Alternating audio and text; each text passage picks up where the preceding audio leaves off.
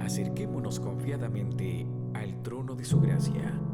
Alimentemos nuestro espíritu y crezcamos juntos en la palabra de nuestro Señor Jesús. Bienvenido a la reflexión de hoy.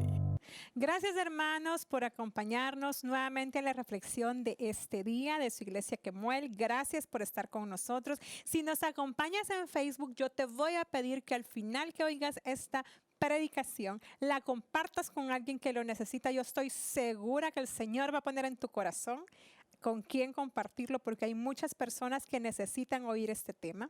Y si nos acompañas por YouTube, le des suscribirse a nuestra página, le des por favor activar a la campanita para que te salgan todas las notificaciones de tu iglesia y también lo compartas. Así que vamos a comenzar.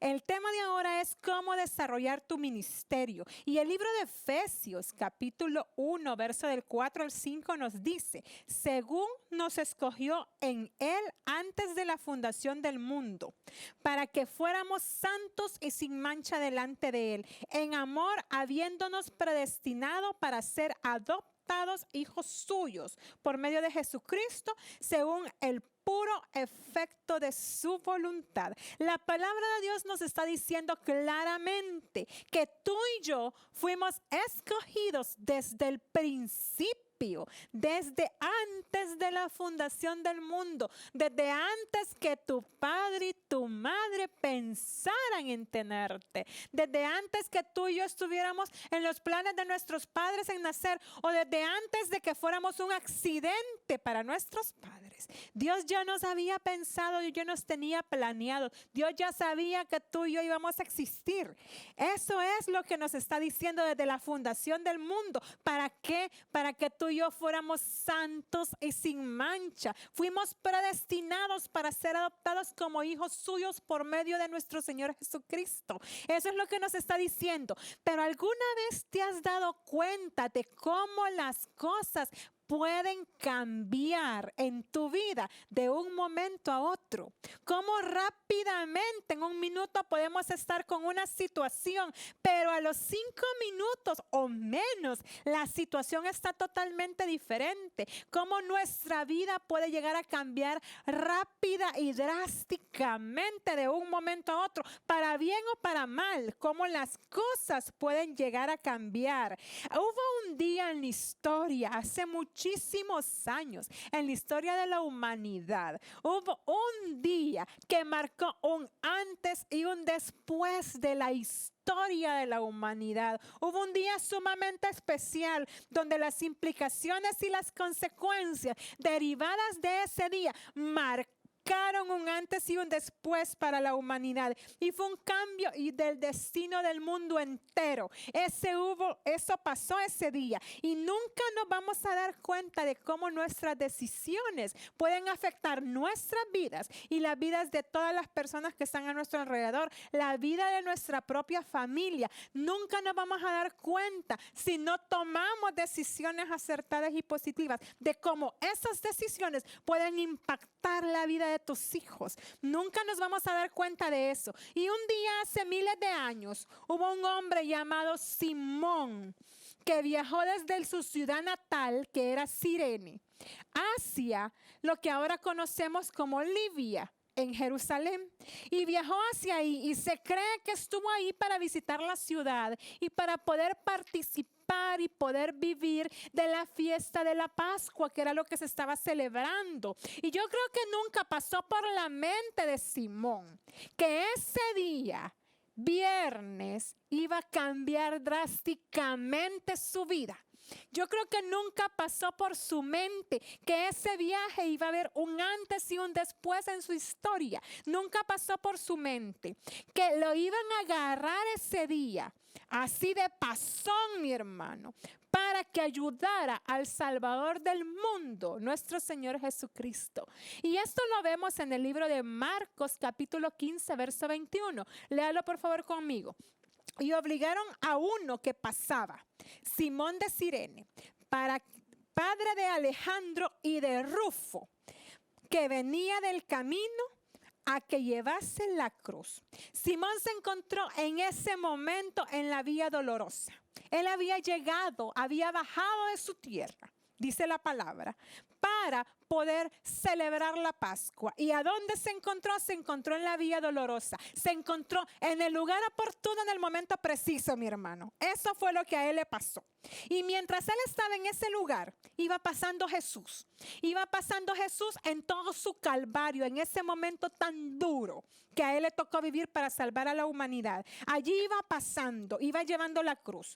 Y en ese momento que Jesús, el Hijo de Dios, iba cansado, en ese momento donde Jesús, recordemos, Jesús había estado despierto toda la noche.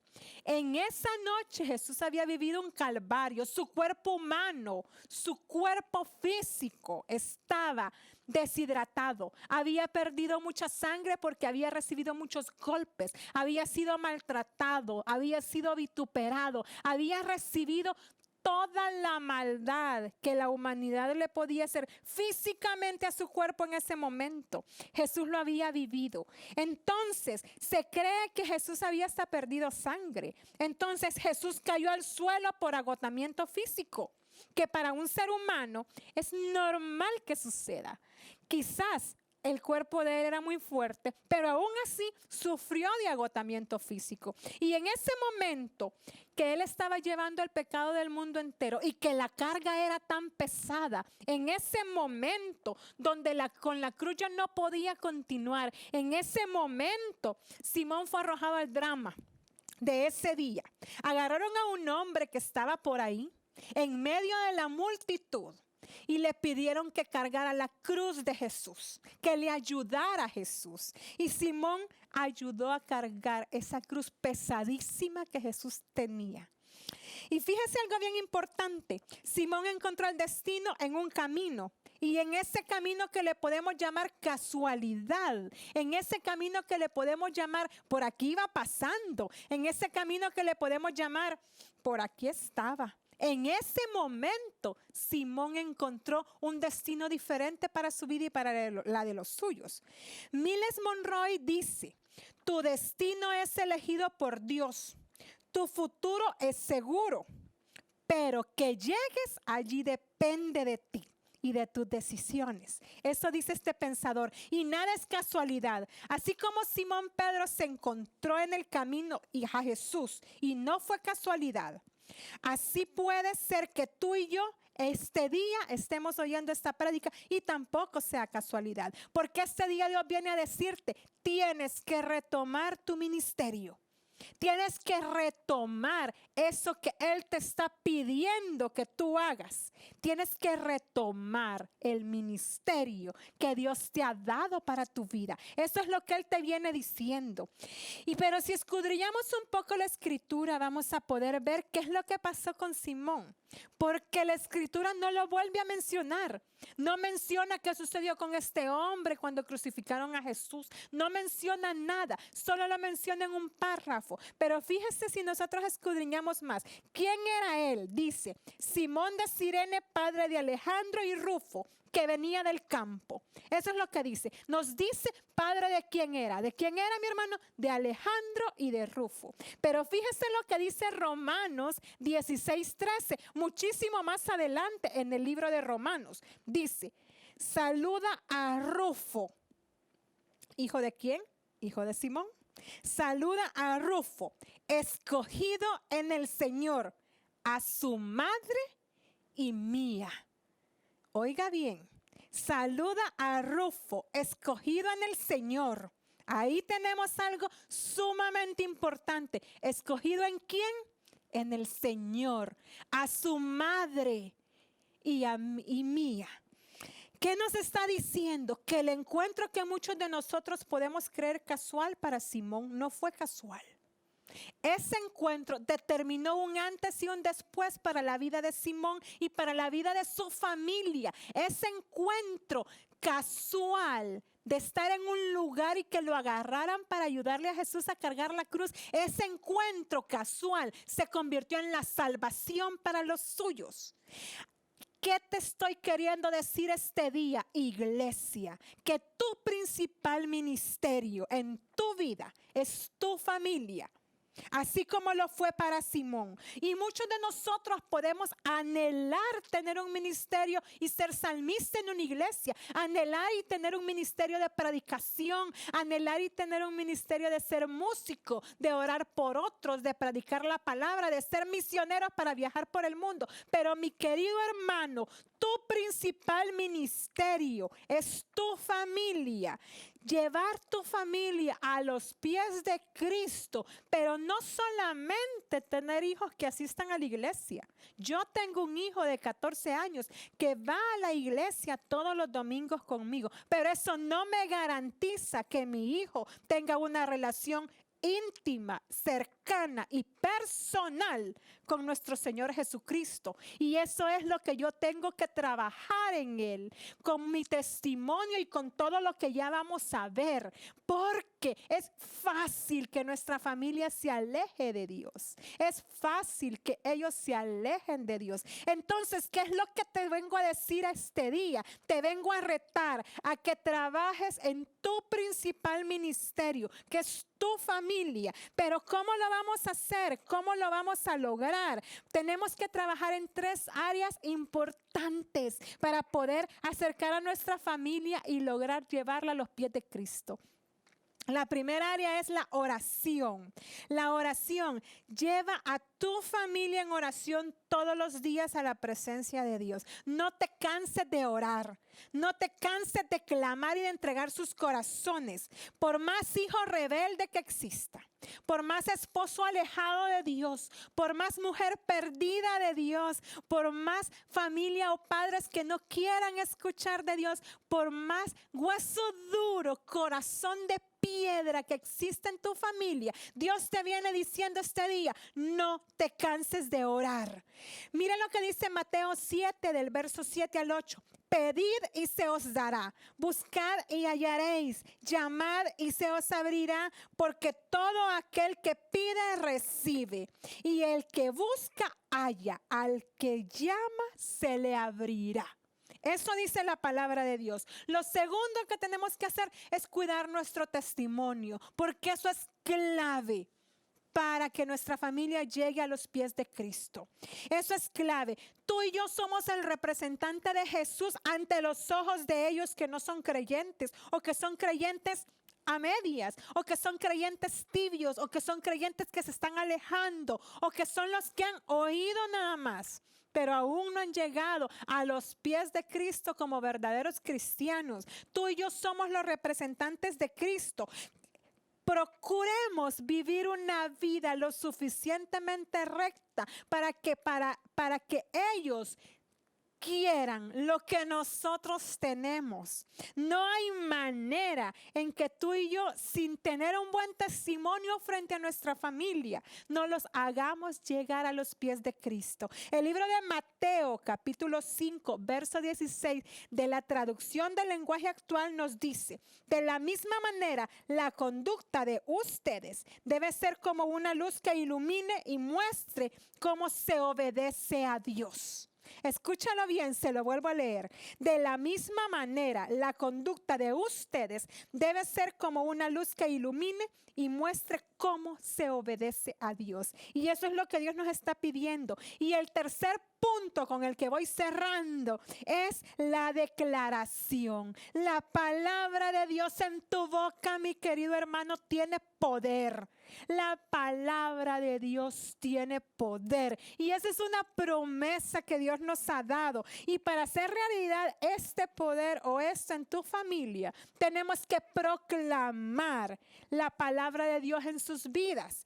Constantemente en tu situación actual muchas veces nos va a llevar a dudar de que algo esté pasando en ellos. Como se los repito, yo tengo un hijo de 14 años y constantemente tiendo a pensar de que él va a vivir alejado de Dios, de que él no va a vivir cerca de Dios como yo anhelo que sea, que él no va a ser el predicador, que él no va a ser un salmista, que él no va a adorar a Dios.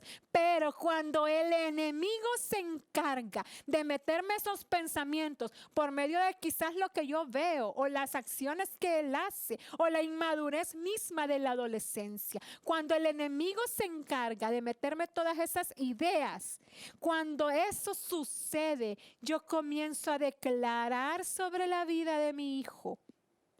¿Y cómo declaro sobre la vida de mi hijo y de mi familia? Escrito está en Josué 24:15. Yo y mi casa serviremos a Jehová. Escrito está en Josué 24:15. Mi casa y yo serviremos a Jehová. Escrito está. Y declaro en mi casa esa palabra. Si tú y yo no hacemos declaración de la palabra de Dios con fe, aferrándonos a sus promesas, mi querido hermano, no vamos a establecer el reino de los cielos en el lugar a donde estamos. Tenemos que establecer el reino de los cielos en nuestro hogar. Cada vez que a ti te entre la duda, cada vez que tú comiences a dudar, que el enemigo se encargue de minarte con pensamiento, te derrota. Yo te invito a que te aferres a la palabra de Dios y comiences a decir, escrito está, y declares la palabra de Dios sobre tu proceso, sobre tu causa, sobre tu familia, sobre lo que estás orando, sobre lo que estás clamando, porque así de poderosa es la palabra de Dios, así de poderosa es la fe, pero sobre todo así de poderoso es lo que Dios puede hacer en nuestras vidas. Yo te invito a que tengas claro que tu principal ministerio no es cantar, no es predicar, no es dirigir un ministerio, no es trabajar en un ministerio. Tu principal ministerio es que tu familia, que los tuyos, al igual que tú, lleguen a los pies de nuestro Señor Jesucristo, para que cuando Él venga, te encuentre como oveja probada, porque lo hiciste bien. Vamos a orar, hermanos. Gracias, Padre, te damos por tu palabra, Señor, porque tú, Señor, nos muestras por medio de la Escritura que lo que dice nuestra boca tiene poder, Señor. Te pido de manera especial que muestres en la vida de mis hermanos, Señor, lo que ellos tienen que hacer para que su familia lleguen a los pies de Cristo, Señor. Gracias, Padre, te doy por la palabra que nos diste este día. Te pido, por favor, que resuene en la vida de cada uno de mis hermanos, que no lo olviden, Señor. Sé tú el que les comienza a poner, Padre, lo que tú necesitas y anhelas que nosotros hagamos, Señor. Gracias, Padre, te doy por este día. En el nombre de Jesús, amén. Y si usted no tiene a Cristo en su corazón, yo le invito a que haga esta oración conmigo. Amado Padre, yo te recibo ahora como mi único y suficiente Salvador personal. Creo que eres Dios, que moriste en la cruz por mis pecados y que resucitaste el tercer día. Me arrepiento, soy pecador. Entra en mi vida y en mi corazón. Dame esa salvación, Señor, preciosa, perfecta y por fe. En el nombre de Jesús, amén. Ha tomado la mejor decisión que puede tener en su vida. Gracias por habernos acompañado. Ya los invité a nuestras redes sociales. Por favor, comparta el evangelio para que llegue a más personas. Gracias por estar con nosotros. Que el Señor te bendiga.